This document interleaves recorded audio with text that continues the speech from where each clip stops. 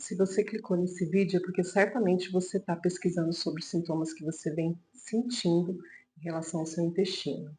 E eu quero compartilhar com vocês, nesse vídeo, os sintomas que eu tive, os primeiros sintomas antes do diagnóstico de câncer coloretal. Eu quero compartilhar vídeos de uma forma bem objetiva, porque quando eu tive os primeiros sintomas, eu comecei a pesquisar.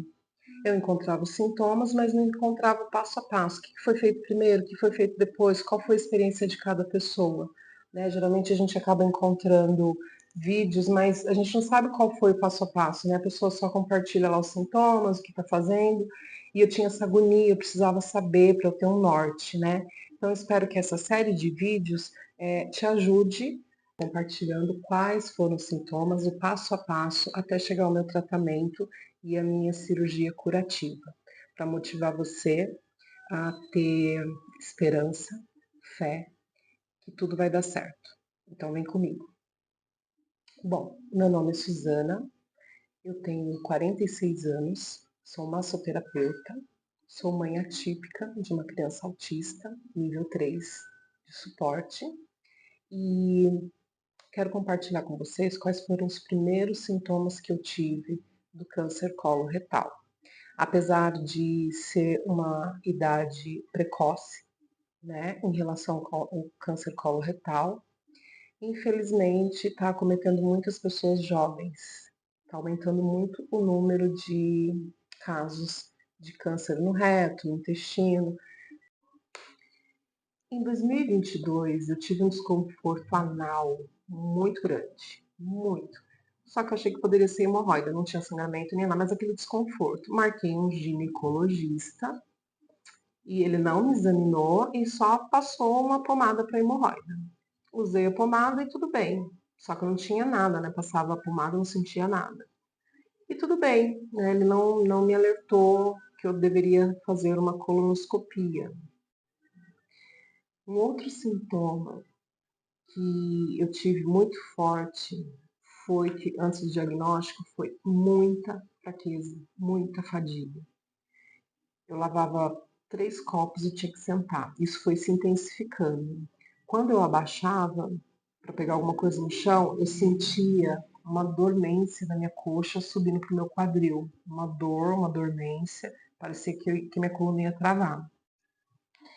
Em julho de 2023, eu tive uma dor muito forte de barriga, uma dor muito intensa e eu fiquei constipada. E não era normal ficar constipada, né?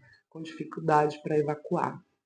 Uma dor muito, muito forte. Bom, eu como massoterapeuta fiz em mim mesma uma massagem com manobras de movimento peristáltico para ajudar. Achei que como eu estava constipada, era só fazer uma massagem.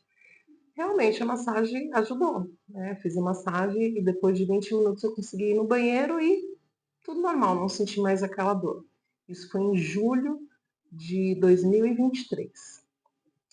Quando foi em março de 2024, né? Olha lá, julho, agosto, setembro, outubro, novembro, dezembro, janeiro, fevereiro, março. Depois de 8 meses que eu tive essa crise de dor de barriga, eu tive uma leve febre, eu fiquei de cama com muita fraqueza e o meu corpo empelotou todo. O que eu achei que era? A dengue. Afinal de contas, a gente estava numa época que estava explodindo casos de dengue. Porém, depois de alguns dias, eu fiz o exame para saber se era dengue. E não era dengue, deu negativo. Só que aí passou. E eu fui deixando. Isso foi em março. E um outro sintoma que eu tive também, que não é muito comum, mas comigo aconteceu, eu tinha muita coceira pelo corpo. Depois que eu tive essa febre e o meu corpo empelotou, ficou todo vermelhado em março, eu comecei a ter muita coceira à noite, não era de dia, era só na hora que eu estava dormindo, pelo corpo todo, coçava no corpo todo. E outra coisa que eu tinha também, sudorese noturna. Podia estar frio, eu podia estar coberta só com lençol, que eu acordava pingando de ter que trocar de roupa, tomar banho. Isso todas as noites. Outra coisa que eu tive, mas não se fala muito sobre isso e o médico também não relacionou ao câncer, é que já fazia uns 8 meses que eu estava dando choque. Dando choque. Onde eu encostava, dava choque. Encostava na porta do carro, dava choque.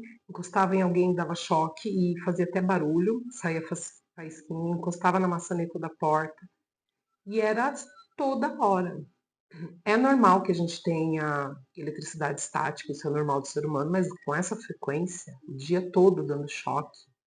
A minha roupa, quando eu tirava a minha roupa, ela fazia barulho como se fossem vários metais juntos, batendo bolinhas de metais uma na outra. Era muito estranho, mas o médico não relacionou ao câncer, né? Mas pode acontecer, eu acredito que sim, porque existe aí a questão de o corpo por estar desregulado, né, na corrente sanguínea, por doença, ele fica desregulado. E pode acontecer, foi o que eu pesquisei e encontrei, né?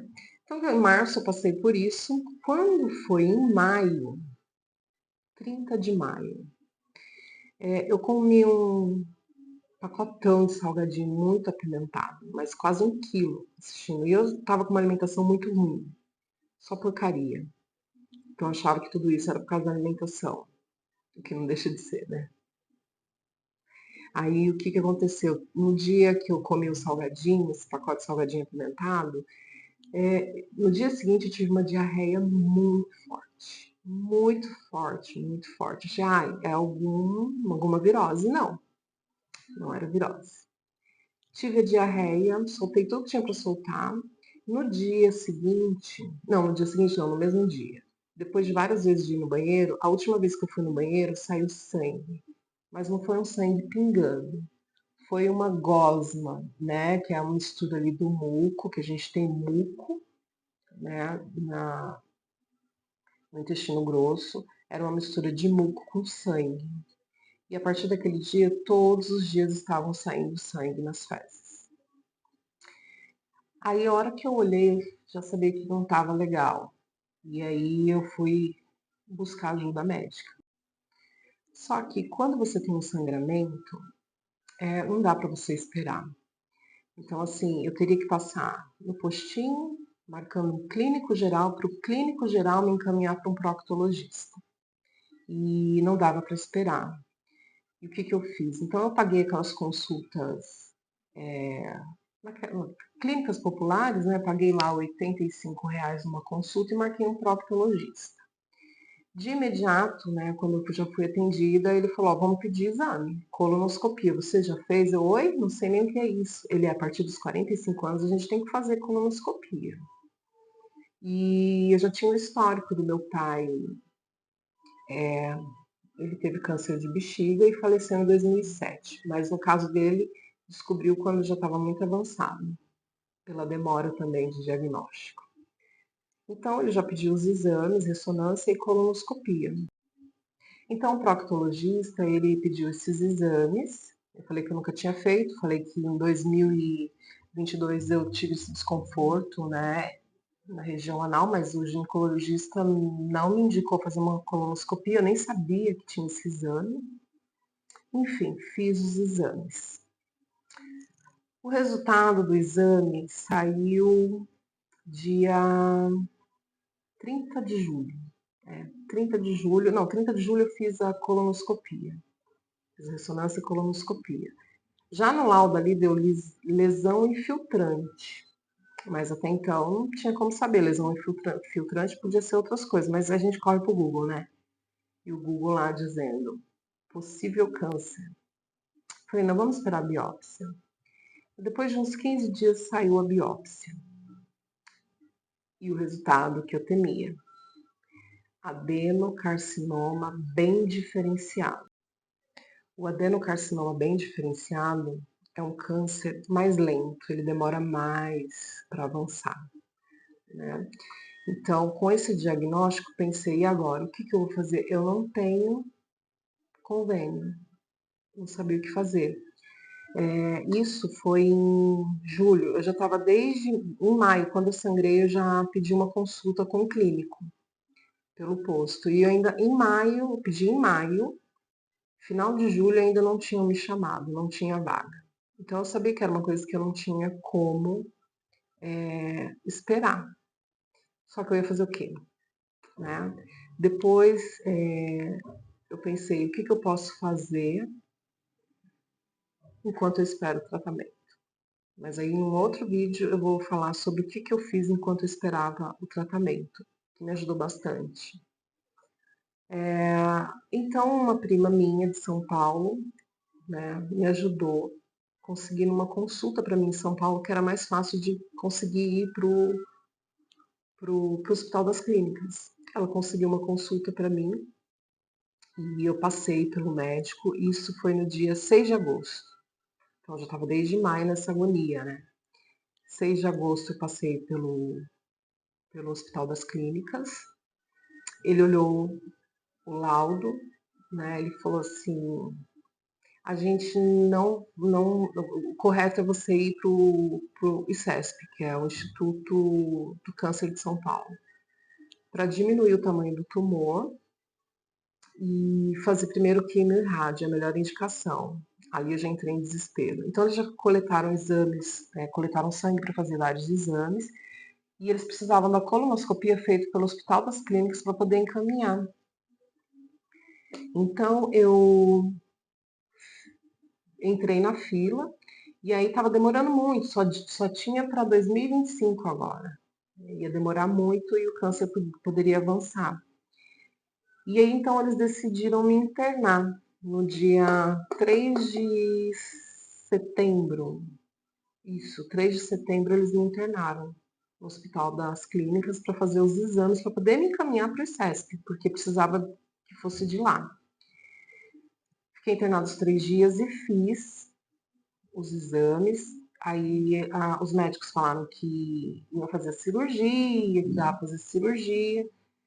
Só que me mandaram para casa dizendo que não tinha vaga, né, para cirurgia, que estava lotado naquela semana, que provavelmente na semana seguinte teria.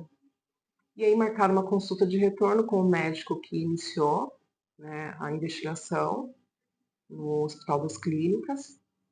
E aí ele falou para mim, olha, com esses exames aqui é melhor você fazer a quimio e rádio, a gente vai te encaminhar para o ICESP. Ali eu já entrei em desespero, porque eu não queria fazer quimioterapia nem radioterapia. Então eles me encaminharam 11 de setembro para o ICESP. Quando foi 24 de setembro, eu tive a primeira consulta no ICESP com o oncologista, onde o oncologista falou que o melhor seria primeiro quimioterapia e radioterapia. Como eu já sabia que seria assim, já cortei meu cabelo, bem baixinho, agora cresceu, mas eu já deixei ele bem baixinho, me preparando, né, mostrando, olha, então vamos lutar. Eu já sabia o que ia vir pela frente. E aí, em setembro, ele pediu vários exames, aí eu fiz ressonância de novo, ressonância não, desculpa, fiz vários exames de sangue, toda semana eu ia lá fazer exame de sangue, aí eu passei por nutricionista, passei pela enfermagem, passei por cirurgião. Então, depois de passar por todos os especialistas, chegou a vez de eu ia passar pelo médico que indica aqui a radioterapia. Só que eu não sei o que aconteceu, que marcaram um cirurgião. Quando eu passei pelo cirurgião, eu já estava lá esperando que ele ia só explicar como seria a cirurgia, depois da quimio e da rádio, e ok. Ele ficou olhando meus exames, olhou, tinha o residente, aí o residente chamou o professor, né, que é o médico professor, que é uma escola de medicina também, né, os residentes fazem lá. Ele olhou meus exames e falou, dá para operar. Oi, pulei da cadeira assim, porque eu tava bem assim, ó, só esperando. Aí eu, oi? Aí ele, dá pra operar. Aí o residente falou assim, não tem nenhum linfonodo. Aí ele, mesmo que tivesse, dava pra operar. Nossa, aquilo pra mim foi a melhor notícia do mundo. Aí ele falou, coloca ela pra fazer os exames, né, de pré-operatório e explica pra ela que pode ser que ela fique com a bolsa de colostomia, do estômago, né? E ali eu fui embora.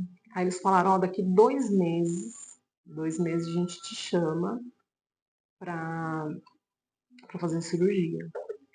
E era para 2 meses, então acho que janeiro, né, setembro, outubro, novembro, lá para dezembro já ia fazer cirurgia. Só que eles me chamaram muito rápido, me chamaram para internar dia 30 de outubro, então foi muito rápido. Mas a questão da cirurgia, eu vou fazer um outro vídeo. Então esse vídeo aqui é só para alertar os sintomas que eu tive.